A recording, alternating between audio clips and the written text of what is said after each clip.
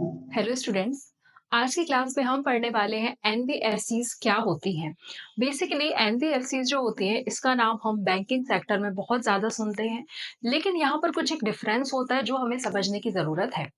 Basically होता ये है कि एनबीएफसीज जो रहते हैं, ये जो होते हैं, ये इनका रजिस्ट्रेशन जो होता है, ये रजिस्ट्रेशन बहुत अलग तरीके से होता है, क्योंकि इसका नाम ही होता है नॉन बैंकिंग फाइनेंशियल कंपनीज। तो इनका जो रजिस्ट्रेशन होता है वो कंपनीज एक्ट के तहत होता है। इनका जो रजिस्ट्रेशन होगा वो कंपनीज एक्ट के तहत होगा, जो कि आया था 1956 में।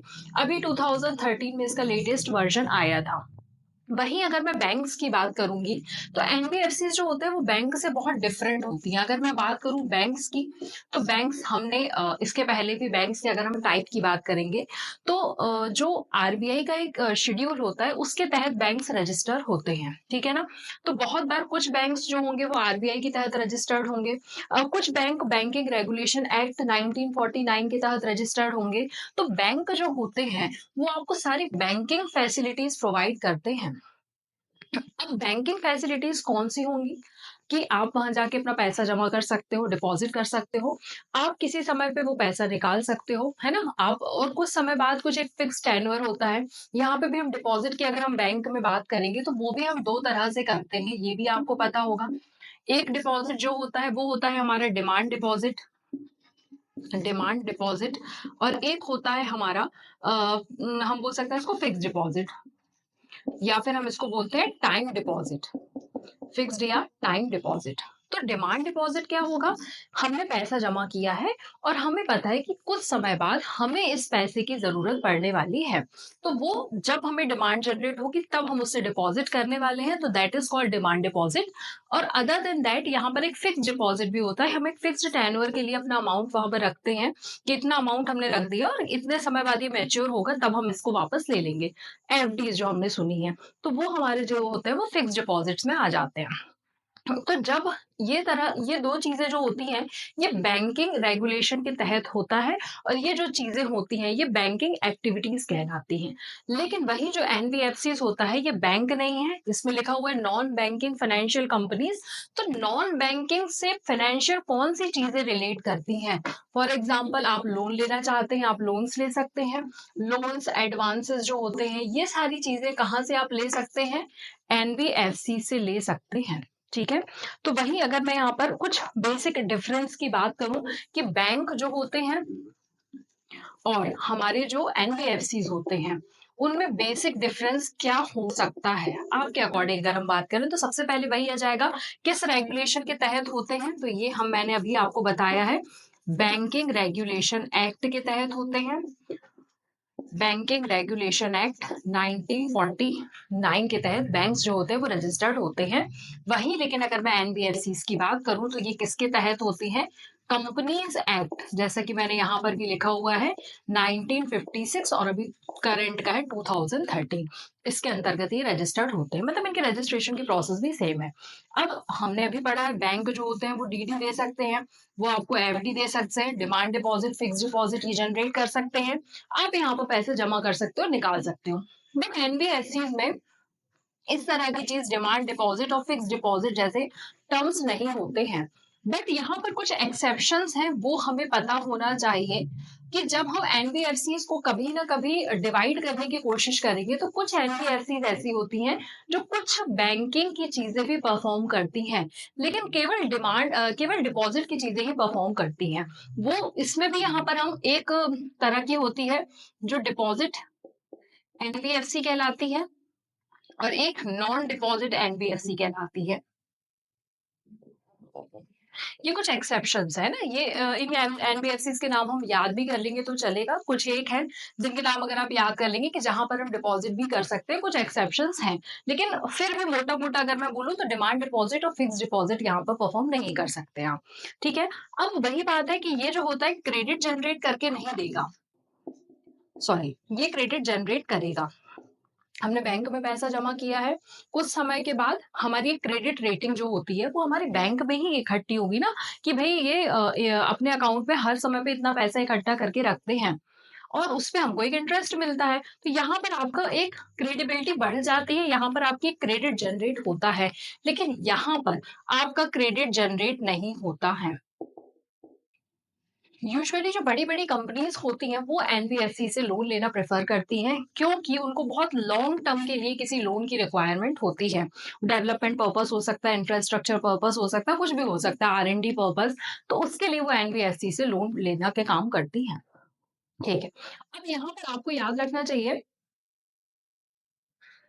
ये एक तरह का पार्ट ऑफ पेमेंट का फॉर्म बनाती हैं।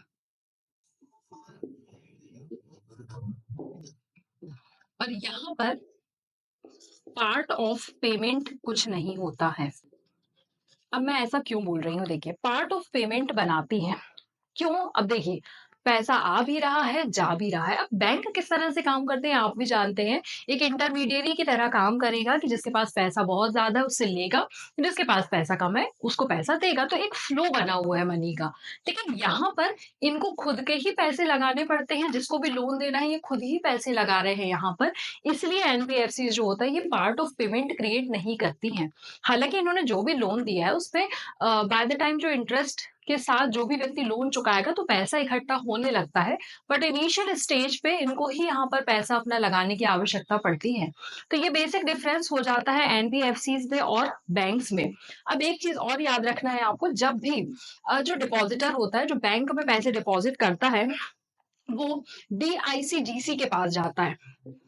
डीआईसीजीसी डीआईसीजीसी के पास जाएगा। डीआईसीजीसी क्या होता है? Deposit insurance credit guarantee corporation होता है। Deposit insurance credit guarantee corporation होती है। यहाँ पर जाकर आप बता सकते हैं कि बैंकिंग में कुछ दिक्कत आ गई डिपॉजिटर को, या जो भी एक्स वाई जेड जो भी परेशानी है, तो आप यहाँ जा सकते हैं। लेकिन यहाँ पर ऐसी कोई भी अथॉरिटी काम नहीं करती है, ये याद रखना है आपको। तो ये बेसिक डिफरेंस हो गया है बैंक और एनबीएफसी में। अब हम बात कर लेते हैं कि किसी भी एक कंपनी को एनबीएफसी बनने के लिए किस क्राइटेरिया को फॉलो करना चाहिए। एक क्राइटेरिया तो गवर्नमेंट ने निर्धारित कर ही दिया है, 3 पॉइंट्स हैं बस इसमें। एक क्राइटेरिया गवर्नमेंट ने निर्धारित कर दिया कि ये 3 क्राइटेरिया अगर आप फुलफिल कर लेते हो तो यार कम्स अंडर एनबीएफसी। तो पहला क्राइटेरिया जो होता है, सबसे पहले तो रजिस्टर्ड होना चाहिए कंपनी को। किसके अंतर्गत? कंपनीज एक्ट के अंतर्गत। तो सबसे पहले आपको रजिस्टर्ड होना चाहिए as a company in a companies act. उसके बाद यहाँ पर ये बोला गया है कि जो आप या तो लिमिटेड कंपनी हो सकते हैं, you should be a limited company, और प्राइवेट लिमिटेड कंपनी। दो हो सकते हैं, या तो आप लिमिटेड कंपनी हो या आप प्राइवेट लिमिटेड कंपनी हो सकते हो। ये दो केसेस हो गए। थर्ड केस जो होता है, यहाँ पर जो आपका नेट ओन्ड फंड होता है, नेट ओन्ड फंड, जिसको हम बोलते हैं एनओएफ, नेट ओन फंड, जिसको हम बोलते हैं एनओएफ। इसका जो क्राइटेरिया है ये 2 करोड़ से 5 करोड़ तक होना चाहिए। अभी रिसेंटली इसमें भी चेंजेस किए गए हैं। ये 5 करोड़ के क्राइटेरिया को 10 करोड़ कर दिया गया है। ये रिसेंट में किया गया 2022 में। ठीक है। तो जो एनओएफ होता है किसी भी एक कंपनी का, वो कितना होना चाहिए? वो होना चाहिए 2 करोड़ से 5 करोड़ तक। अब समझते हैं एनओएफ होता क्या है, क्योंकि ये इंपॉर्टेंट टर्म आ जाता है हमारे लिए। तो देखिए क्या होता है कि फॉर एग्जाम्पल एक कैपिटल है, मैंने जितना पैसा लगाया है कंपनी में वो मेरा कैपिटल है। अब बहुत बार ऐसा होता है कि इतना पैसा मेरे पास, सपोज मैंने 5 लाख रुपए कंपनी में लगाए हैं। अब मुझे ऐसा समझ में आ रहा है कि मैं एक्सपांशन के मोड में हूँ, तो मुझे थोड़ा सा पैसा और बढ़ाने की जरूरत है। तो जब मैं पैसे बढ़ाने की डिमांड करूंगी तो हम उसको बोलेंगे कैपिटल रेज। एक टर्म होता है कैपिटल रेज का टर्म। कैपिटल रेस में मैंने बोला कि मेरे को 5 लाख रुपए तक और आवश्यकता है, मुझे 5 लाख रुपए का और बढ़ाना है। तो जो भी शेयर होल्डर्स वगैरह रहेंगे, जो ओनर्स वगैरह रहेंगे, मैं उनको बोलूंगी कि कैपिटल रेस कितने का करना है हमको? 5 लाख का करना है। अब जो जितने भी लोग इन्वेस्टर्स है, जो भी है, सब बोल रहे हैं कि अभी तो हम आपको केवल 4,50,000 रुपए ही दे पाएंगे। तो ये हो जाएगा हमारा कॉल्ड अप कैपिटल।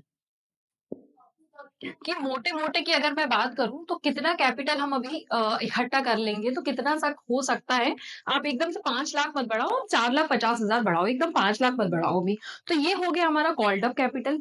अब यहाँ पर जब डिपॉजिट इन लोगों ने, सब लोगों ने देखा, इन्वेस्टर्स ने पैसे इकट्ठा करना चालू किया, तो ये बोल रहे हैं कि यार 4,50,000 भी नहीं हो पा रहा है, हम केवल आपको अभी 4 लाख रुपए ही दे पाएंगे। हम जितना भी इकट्ठा करेंगे, इकट्ठा कर लिया हमने, तो जितना भी दे पा रहे हैं वो 4 लाख ही है। तो इसको हम बोलेंगे अपनी पेड अप कैपिटल। ये होती है हमारी पेड अप कैपिटल। तो 3 टर्म्स होते हैं। एक कैपिटल रेज, मैंने 5 लाख रेज किए थे, लेकिन उन्होंने कहा कि अभी इतना करने की कोशिश करते हैं, तो that is called our called up capital. और जितना हमको अल्टीमेटली मिला, that is called our paid up capital. तो जो एनओएफ होता है, जो हम यहाँ पर एनओएफ की बात कर रहे हैं, कंपनी के पास कितना है, कितना पेड अप कैपिटल वो कंपनी अपने पास रखती है। तो एनओएफ कुछ नहीं है, NOF is your paid up capital. Paid up capital, अब उसमें से लॉसेस भी तो होंगे ना कुछ, तो हम लॉसेस को माइनस कर देते हैं। Paid up capital minus losses, ये होता है हमारा एनओएफ। तो आप अपने लॉस निकाल दो। लॉस निकालने के बाद आपके पास जितना भी आपने रेज किया था, जितना भी कॉल अप हुआ है, और जितना आपको एट द एंड पे हुआ है, वो आपका क्या कहलाएगा, एनओएफ कहलाएगा। तो ये आपका 2 से 5 करोड़ था, अब ये कर दिया गया है 10 करोड़ रुपए। ठीक है। तो ये जो 3 फॉलोइंग क्राइटेरियाज होते हैं किसी भी एक कंपनी को एनबीएफसी बनने के लिए, ये आपको पता होना चाहिए। ठीक है ना। यहाँ पर कुछ एनबीएफसी जो है वो एग्जाम्प्टेड भी हैं। एनबीएफसी के आप बहुत अलग अलग टाइप्स भी पढ़ेंगे, वो आगे आने वाली क्लासेस में हम कवर करेंगे कि एनबीएफसी का हम सेकेंड पार्ट भी लेकर आएंगे, जिसमें कि हम एनबीएफसी जो होती है उसके कौन कौन से एग्जाम्प्टेड एनबीएफसी हैं, या कौन सी कंपनियां हैं जो एनबीएफसी में काउंट नहीं होती है बट फिर भी लोन प्रोवाइड करने का काम कर रही हैं। और फिर इसके टाइप्स जो होते हैं एनबीएफसी के, वो अलग अलग 3 तरह से कैसे डिवाइड होते हैं वो पढ़ेंगे। बेसिक जो आज का हमारा टॉपिक था, ये जानना था कि बैंक्स और एनबीएफसी में बेसिक डिफरेंस क्या होता है, और किसी भी कंपनी को एनबीएफसी बनने के लिए क्राइटेरिया क्या रखा जाता है। आई होप यहाँ तक आपको सारी बातें क्लियर होंगी। एनबीएफसी का सेकेंड पार्ट बहुत जल्दी आएगा, जिसमें कि हम एनबीएफसी के बारे में ये जानेंगे कि कितने तरह के एनबीएफसी हो सकते हैं, इनके टाइप्स बहुत इंपॉर्टेंट हो जाते हैं, डायरेक्टली उनसे क्वेश्चंस पूछे जाते हैं, और यहाँ पे ये भी हम देखेंगे कौन कौन से एग्जाम्प्टेड है। Thank you so much.